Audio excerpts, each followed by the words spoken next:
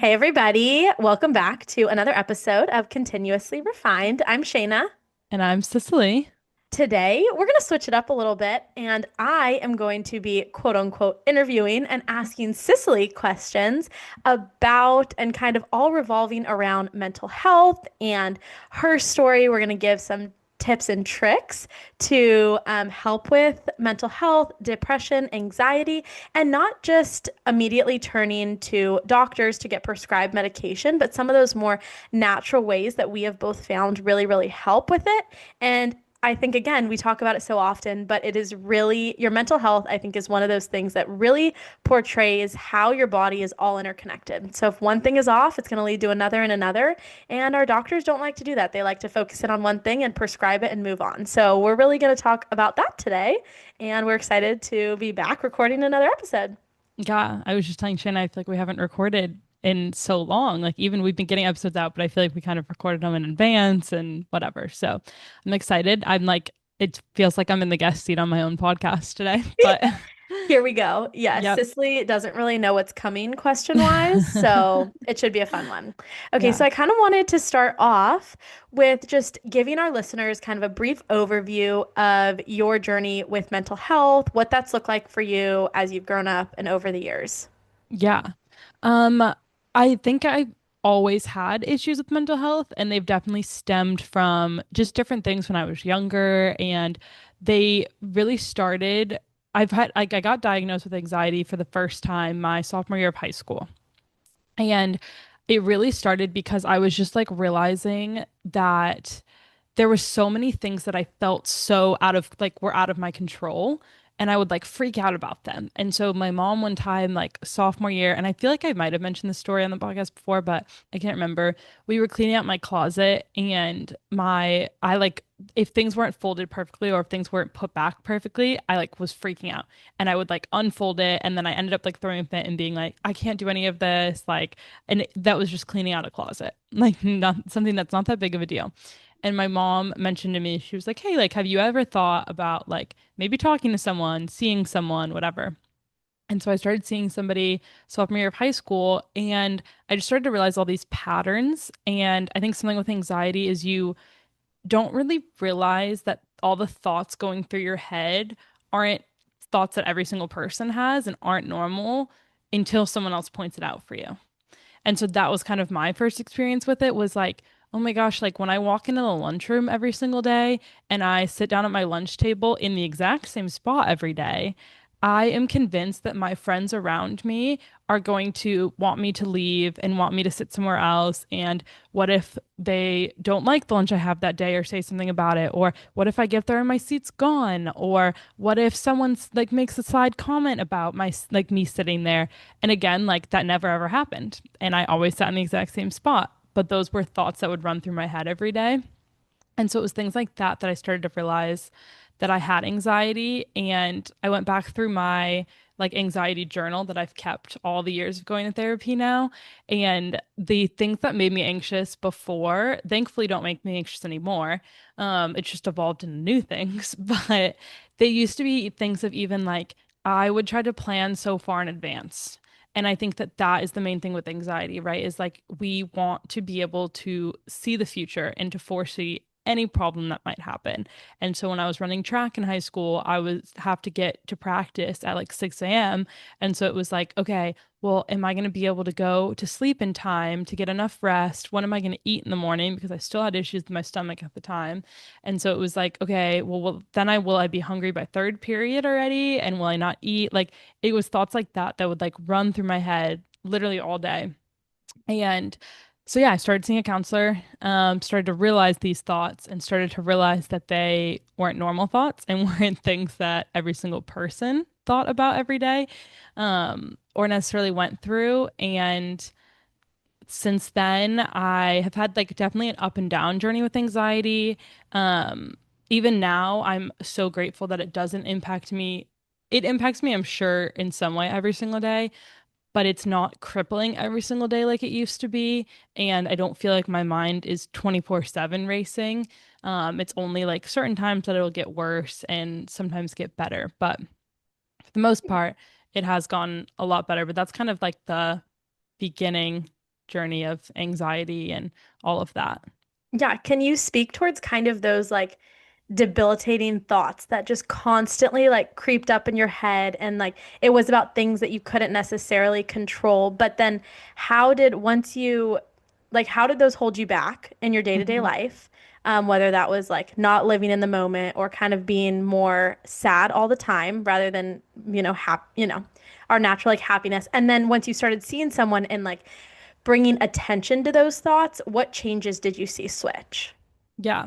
I think the biggest thing for me was it's so hard. Like anxiety in general is hard because especially when you start to like see someone or start to look into things, you you know these thoughts aren't true to an extent. Like you can tell yourself like, "Oh, I know that's not going to happen," but in your head, your brain is still wired and convinced that it is going to happen. And so when I would have these like crippling thoughts of just like, I'm trying to think of a example from high school, but even now, like it'll just be a thought of like the worst that could happen in a situation. And I'm can easily be like, that's just not gonna happen. Like today I babysat and I was also watching a puppy and I was like so anxious going to bed last night about it. And in the past, that would have kept me from going. So I would have come up with some excuse that I was sick and told the mom I couldn't make it anymore, or that I just like there would have been some reason and I would have just cut it off. Mhm. Because when I was first dealing with anxiety, that almost was the best way to handle it was just to not go and to not feel the anxiety 24/7. Whereas when I started seeing a counselor, I started kind of doing the opposite and I started facing the anxiety more. And it was in a controlled environment where I knew, like, okay, I'm only going to face this one thing this week and then this next thing the next week. And taking those thoughts that I've so heavily convinced myself of and just challenging them in some way and being like, okay, I know that this isn't going to happen. So I'm going to put myself in this situation to prove to my brain that it doesn't happen. Yeah, I love that. And I think it's so cool too. And props to you to see how far you've come over the years. And like, that's so amazing and incredible. My next question is kind of like, at what point did you realize that you needed to take a different approach to healing? And so you'd always been seeing someone and it was a slow working progress. But at what point did you think, oh, maybe I need to integrate something else to help me battle this anxiety? Yeah. Um, in high school, I think I was content with my like one counselor that I had been seeing, and he got me to a point my senior year where I was like, okay, I feel like he's given me the tools that he has, and that's kind of the best I can do. Um, and then at that point was when I started seeing my functional medicine doctor, and he was the first person to really bring up to me that my anxiety was controlling my life more. And when we started looking into stuff with my stomach, and I actually found and looked through the other day all the records, we had to fill out like 20 something pages of things when we saw him. And I found those pages and I was looking through, and there were so many neurological questions on there. And so I had to fill out everything about anxiety and seeing a therapist and things I had worked on and all of that. And that I think was the first time that someone pointed out to me that there was more to just my anxiety. We've talked about a million times the whole connection with the gut, and I know we'll talk about it more, but that was kind of, I was like, I need to focus on fixing another part to also help my anxiety. And it's not just things in my brain. And I had been told by doctors before, like, oh, your stomach hurts just because you're anxious. But that didn't carry any weight until I was old enough to actually process that. And then as a senior in high school, I was like, okay, I need to actually look at this. And then I also started seeing a different therapist, and she was the one that was really big on testing my anxiety and approaching it in a really like kind of aggressive manner and not so much of like a laid back, like just think about how you're feeling and like what your thoughts are. So that was probably the like first time that I kind of noticed that shift and started to look at it in a different way. Yeah, it's crazy to think about how our whole body is one and like you having to really hone in and focus on your thoughts and controlling those, but then also your gut and your stomach issues, which you would have assumed would have been two different things that you need to hit completely separately. But then once you got those tests done and you found your functional medicine doctor, it's really cool to see how he connected those. And Mhm. we've talked so much about it, but can you really explain again the connections that you've found personally in your health journey between your mental health and your overall gut health? Yeah. I think I've even noticed recently, Rocco, Rocco's playing now. Um, but I think I've noticed recently even more so how tied me specifically they are.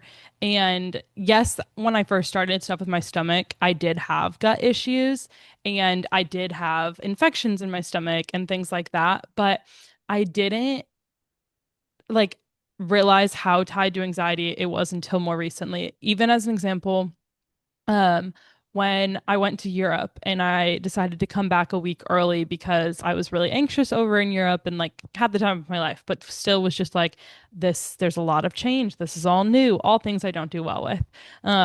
Because I've been like, this is kind of a side note, but because I've been seeing a therapist for like 8 years now, almost, I don't know, something like that. I can like I know my patterns with anxiety really well. And it is like helpful to call out. So when I was in Europe and I was super anxious, I knew like this is because everything around me is different and everything around me is changed. And I don't do well with Hmm. uncomfortability. Yeah, that Yeah. word. And so I was just like not doing great. But my stomach also like it wasn't bad, but I definitely was like, oh, like I thought I'd be able to eat gluten and dairy more over here and things like that.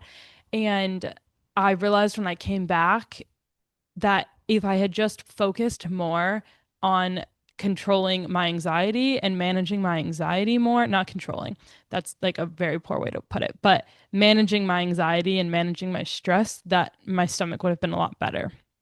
And even since being home this summer, when I start to have an off day with my stomach, the very first thing I do is manage my anxiety. And I do something to help my anxiety. And it used to be the complete opposite. It used to be the minute that I started feeling anxious was due to my stomach, and I would start taking something to help my stomach, or I would be like looking into every single thing I ate that day and looking at what might have hurt it, then cutting that out of the diet, even though that was something I ate every single day and was just fine with. And so personally, I've just seen just how connected that is and how much even changing my gut health and my microbiome helped my anxiety to go down. And that, I mean, I just kind of said, but that whole connection of like when I can tell that my anxiety gets worse, I can tell my stomach's also worse, and vice versa. When I know my stomach's bad, my anxiety is naturally going to get worse because I'm like stressed about that aspect of it. Yeah, I was doing some research on like what you're talking about and how really the health of that gut of our gut microbiome plays such a huge role in regulating our mood, our Mhm. stress, and our anxiety. And it's something we never even think about. But really like we had talked about in one of our episodes that vagus nerve. And Yes. that is the connection, the direct connection between our gut and our brain is through the vagus nerve and through chemical messengers. And so I think it's really important here to like highlight if you're interested in that, go back and listen to the episode because we dive into everything that revolves around. And that was something I was very new about. I don't think it's talked a lot about our Hmm. parasympathetic nervous system and our vagus nerve, but there are things that you can do and little tricks to really help calm the nervous system so then it is able to move and can like your neurotransmitters are able to move and it's better, you'll have a better connection when you're calm. And it all something I found so interesting, so the gut bacteria produces your neurotransmitters, so your gut bacteria produces your serotonin, your dopamine, and your GABA, which is all directly connected to mood, anxiety, and how we feel stress. Yeah. And 90% of our body's serotonin is made in the gut. So if you have poor gut health, if you are not supporting it with good, healthy foods, you're going to have poor gut health. And that is going to decrease the amount of serotonin that your body is going to produce. It Yeah. also is like really connected with inflammation, which is a huge thing that we talk Mhm. about on our podcast, how our body gets inflamed when it is in an environment that it's not supposed to be in, whether you're eating poorly, not working out. And therefore, when your body's inflamed, it can't send messages back and forth, and it can't send the neurotransmitters. And so I think your story and your testament with how you've been managing both your gut health and your mental health is a perfect testament to the connection between it all. Yeah, I think we talked about this some in the nervous system episode too, but even just a simple thing of anxiety, naturally your body lives in more of a fight or flight like kind of mentality, and that is something that especially over the past few months I'm like so trying to get my body out of. And when your body is in that mentality, your nervous system is constantly working and trying to like fight whatever it thinks the like fight part of your body like and your mind is. So even something like digestion when you're eating food isn't going to happen properly because your body is trying to work so hard at fighting out whatever this thing is because it thinks that you're in an unsafe spot because you've told your body that you're in that. Yeah. It's So I think that even like a connection like that, it's like it's just so insane how it all works and how connected it is. Cause I'm just like, if people told you, like, told everyone this, like, and you knew about this from a young age or just like things like that, like, it could have helped so much. And I'm sure it can still help so many people. Yeah, which is why we love doing this podcast and just getting the word out there and finding an alternative way to solve these health issues rather than what our normal doctors would prescribe.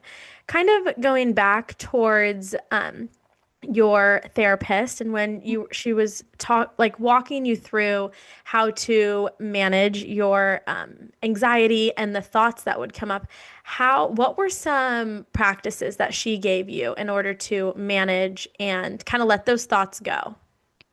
The all-time biggest thing that I do, I would say there's two. I would say one of the biggest things I had to learn how to do was this when you see a therapist, you kind of have to learn this, but talk about the way I was feeling. And even to my parents, like I had a therapy session one time at the very beginning of therapy with my mom and was able to like talk about things to her and to let someone else in. And now I would say all of my friends, all of my family, like around me, are very well attuned to my anxiety and know about it. And when I'm in an anxious situation or I'm feeling anxious about it, I can talk about it. And I think that that truly helps so much because one, you realize you're not alone in it. And then two, you realize that people are willing to help you and like be there and be like, okay, like I see how you're feeling. Like, how can we help? Or can we do something that helps? So I think that that helps a ton. The other thing that was really big at first was just simply like acknowledging the thoughts. So a big thing that I work on with my therapist now in the past couple years is neutralizing the anxiety and like neutralizing a thought. So the thoughts that I have in my head, they're not necessarily good, they're not necessarily bad, they're just neutral. I And like that so, word, yeah. neutralize. So when I feel anxiety or I feel like there's these things I can't control or I'm uncertain about the future, those are all neutral things. It's like, okay, that's just it's something that's happening. We're going to acknowledge it and I'm going to look at is it something I need to handle? Is it something I can control? Or is it something I can't control? And if it's something I can't control, then I just continue to bring up the thought and recognize it when it comes up and just tell myself to neutralize it and be like, that is an okay thought to have. It is normal to feel that way. I think that when you start looking into anxiety and if you've worked with someone for a while, you are super in tune with your body. And so now almost I'm too in tune with my body sometimes of like the minute that I start feeling sick, like I could probably tell you a couple days in advance. And the minute that I start feeling sad about something or anxious about something, I automatically just go into a spiral about it. And it's like those thoughts and like those feelings and emotions, like sad and anxious, aren't necessarily bad emotions in small extents. You Mm, shouldn't feel that way all the time, but yeah. those are normal emotions that God created and like we will Mhm. feel. I think anxiety is one that we more feel because of the world that we live in now, but being sad or being worried about things are very much so normal. And so normalizing and neutralizing, I think the thoughts are really important. As for like, I think on my own, I've done a lot of work into looking into kind of tangible things that you can do. Um, and so when I was first working with my new therapist, a big thing that we would do was distraction. And so that's one that like I definitely don't recommend to everybody, but I think at first it's really helpful of when you're having all these anxious thoughts or you're going into a spiral, turn on a 20-minute episode of on Netflix. Like I would watch 20 minutes of New Girl. That was always my go-to. Or 20 minutes of YouTube or listen to your favorite podcast for 20 minutes, whatever it is, do something to just change your thought, to like distract yourself from it as you get more comfortable with like, okay, I know I'm having this thought, like walking yourself through it, I think it can be really helpful to implement things like breath work, which we've talked about a lot. Even last night when I was really anxious falling asleep, like that's how I ended up falling asleep, was I just was like, okay, I'm gonna just focus on my breathing. Because when you're focusing on breath work, you can't think about anything else. Like that's all you're thinking about. Yeah. What Um, technique did you use? I did, I wish I knew what it was called, but it's the one that my functional medicine told me to do, where you like inhale as much as you think you can, and then you inhale like a little bit more, and Yep. then exhale for like twice as long than your inhales were. Mm-hmm. And that one is proven to, I again don't know the name of it, but I'll look it up and we can put it in the description. It's proven to be the most effective for calming down your vagus nerve and parasympathetic nervous system the fastest. Yep, and kind of like releasing stress. That's one of the practices that we do a lot in yoga. So when you Yes. exhale for longer than you inhale, you are signaling to your body that it is in a safe environment and that it can relax. So Yeah. that's really cool that it can be used in so many different practices. So you had kind of said breath work, distraction. Is there anything else that you found helpful? I think meditation is a really helpful one. I'm not good about staying consistent with it, and it's one that it's so hard for people to start, me included, and I don't know why, especially when it's like, okay, it's 5 minutes. Like Hmm. 5 minutes is three reels on Instagram. It's three TikTok videos. Like 5 minutes is not long at all. And so when you look up a quick meditation, you truly will feel a lot better after. I will stress though that like with anxiety and with spiraling, distraction I think is the only way to get you out of like distraction or talking to someone about what you're feeling in that moment out of like a true anxiety attack or like downward spiral. But after the fact, I think it's really helpful to do breath work and meditation when you're kind of coming out of that or like you're finally able to regulate yourself a little bit more and be like, okay, I'm not dying. I'm not whatever I thought I was. Like, I'll be okay. And then doing that because the breath work and meditation will calm your entire body down a lot faster than if you just kind of let it go after like giving yourself so much stress and spiking your cortisol and all of that. Yes. Okay, so what I'm hearing is that there are different levels of anxiety and there's different Definitely. times that it will hit you about different things. And so based on what you're experiencing and the different type of anxiety, you can then use a different type of practice, whether that is breath work or distraction to immediately get out a really big anxiety attack or practicing kind of what I'm hearing you say is like meditation could be a practice that someone would implement every single day or a few times a week, just consistently to kind of decrease the chances of maybe having another anxiety attack or be more in tuned and relaxed. Yes. Yeah, because I think it keeps your mind a lot more clear. And when you're present in the moment, it's really hard to be super anxious about the future. And Mm, so when you're just sitting and you're letting your thoughts run wild, you're gonna naturally go that route. Something else that I think I don't know which therapist taught me this, but I've talked about on here a couple times. If you can't be thankful and anxious at the same time. So if you are in an anxious moment and you just name three things you're grateful for to yourself, then your mind will automatically switch. So even lately, like that's a perspective change I've tried to have of like for example, last night I was like, okay, I'm really anxious about nannying today because I also have to watch a puppy, and anyone that knows me knows I'm not really a dog person. Um, but I flipped that and was like, oh, like hanging out with dogs can be so good for your mental health and like puppies especially. And a cute little lab puppy is probably going to be adorable. And I like do really love little puppies. And so that'll be really sweet. Like immediately being more thankful then just is like, okay, it allows your body to feel like I can be safe in this moment. Like there are things about this that are good and it's not all bad. So I would say that that's another, I don't know what question I went off on there, Yeah, but that's practices. another Yeah, thing. no, Yep. totally.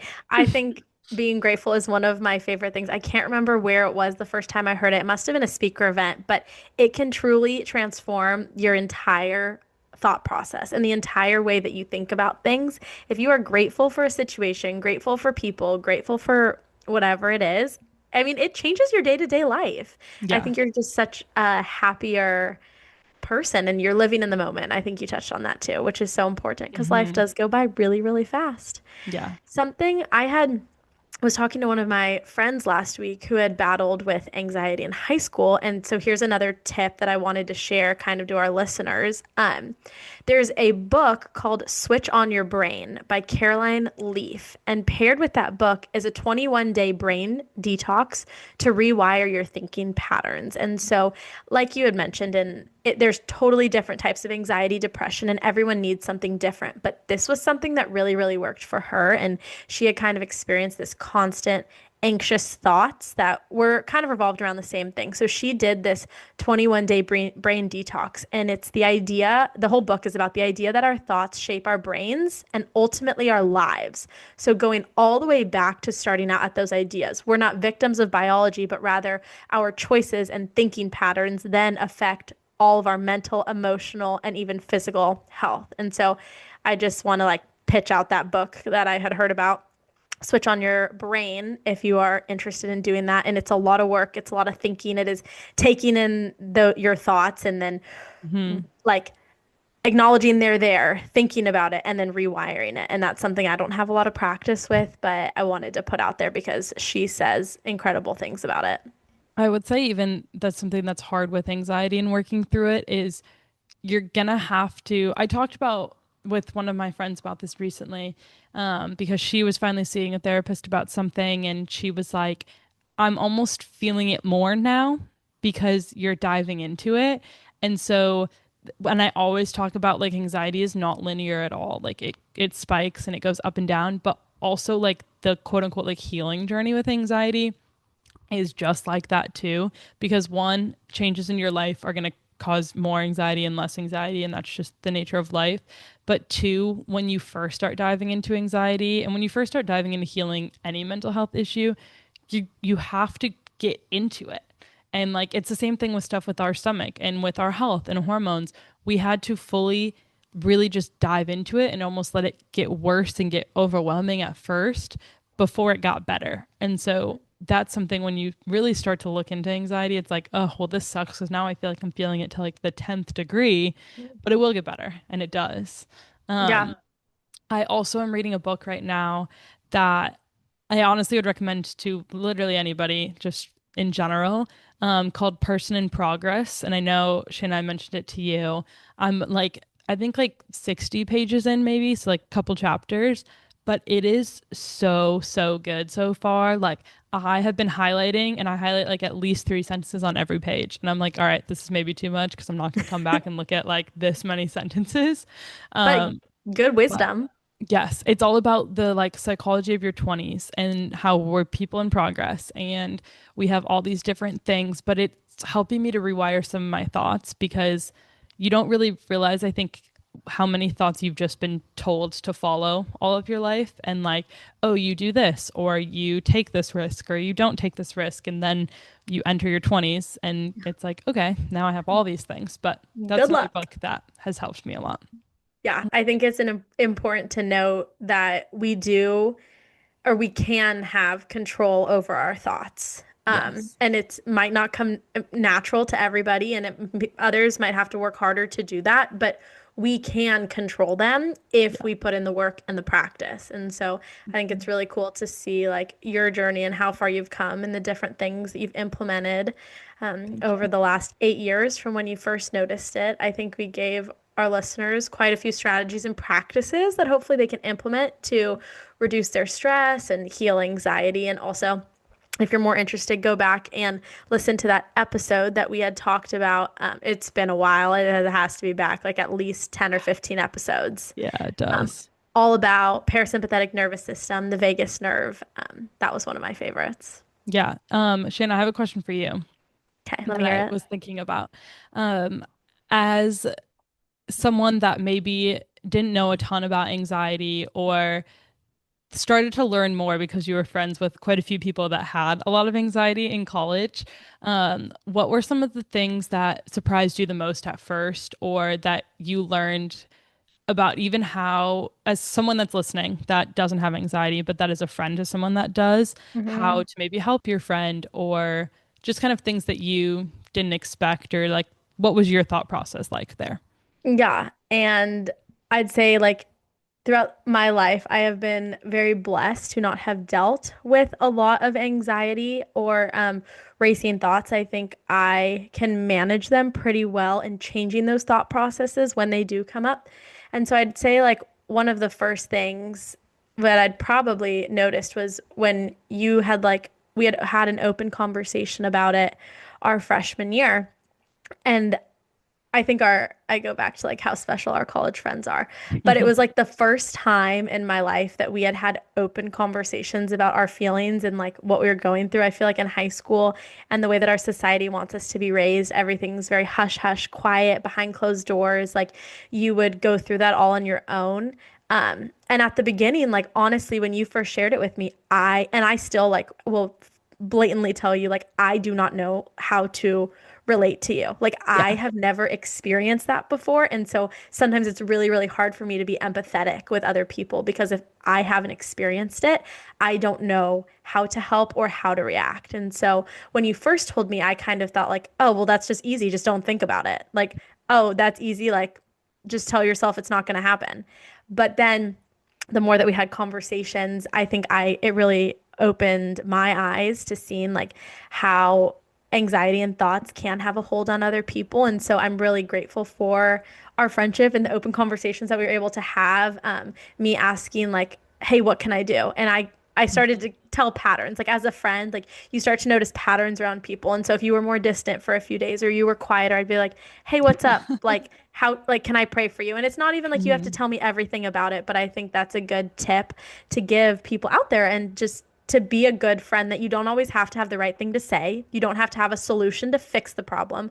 But hey, I'm here if you want to talk and I'm here to listen and I will be praying for you. And so I think that shift, I mean, it probably took me the solid 3.5, 4 years of all of college for me to get to being like, what in the world is anxiety? And then Mhm. trying to be a really good friend about it.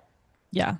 Yeah, I think you said something really good too about like people feeling like they don't need to necessarily understand it, but there's still things you can do if you don't understand it. Yeah. Especially as a friend and like just understanding that. Rocco, go away.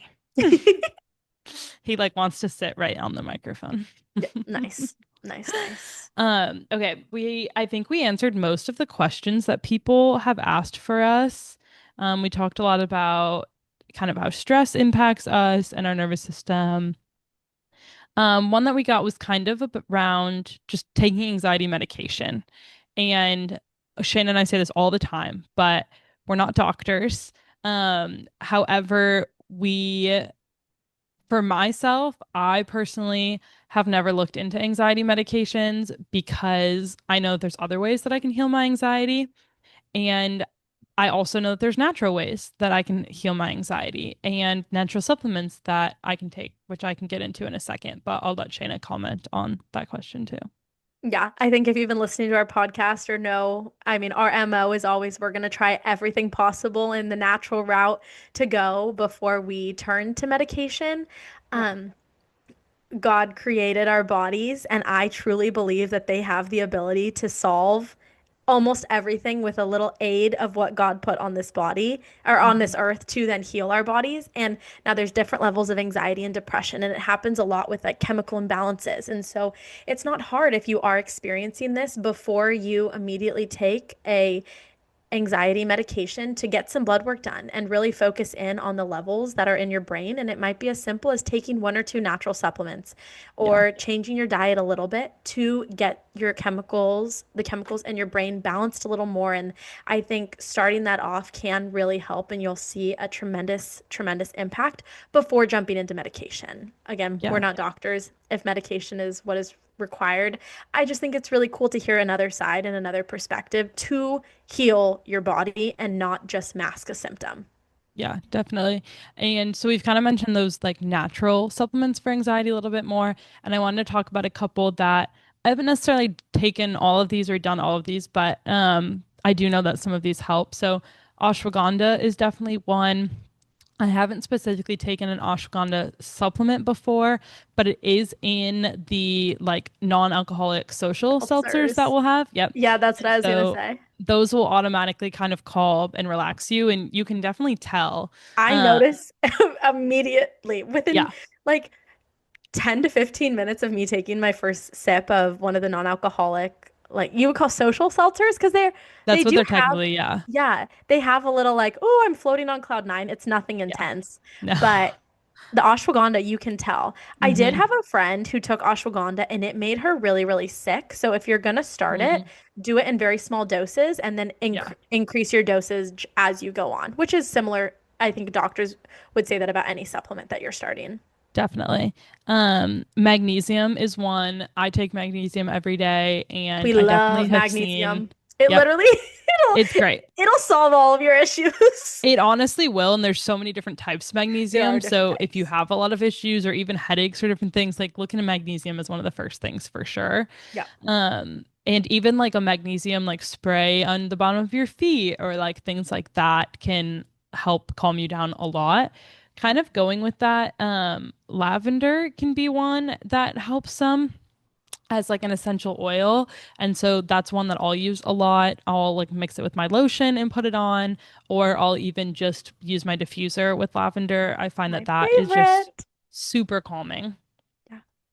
Some of the others that Google has told us about that I haven't really looked into as much, but lemon balm and chamomile are apparently also really good.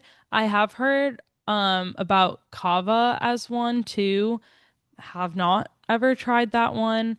My other recommendations would be L-theanine. I have taken an L-theanine supplement before, and I know that that's also in a lot of the social seltzers. And Yes. vitamin D. That is like such a big one. Vitamin D and vitamin B, I think, are really big ones that if you are feeling really anxious, they can be levels that are off for you that you might want to look into. So, especially if you live somewhere in the winter where it gets cold, I think vitamin D can definitely help. I mean, we've talked about the sun The and how that sun. helps your body and Yep. improves your mood. And so, naturally, it all cycles together. Yeah, I think these are really awesome ones to kind of aid with those anxiety symptoms. If you're interested in taking the natural route, definitely recommend these natural herb remedies, as well as get, like, if you really are experiencing depression, go get that blood work test and Yeah. have a doctor run through it and see the levels that you could be deficient in. Yeah, 100%. So I think that's kind of all we have for you guys today, but I hope you guys have enjoyed this episode. I hope you were able to learn something or it was just a good listen. But we'll be back again in another 2 weeks. Bye. Yes. Bye.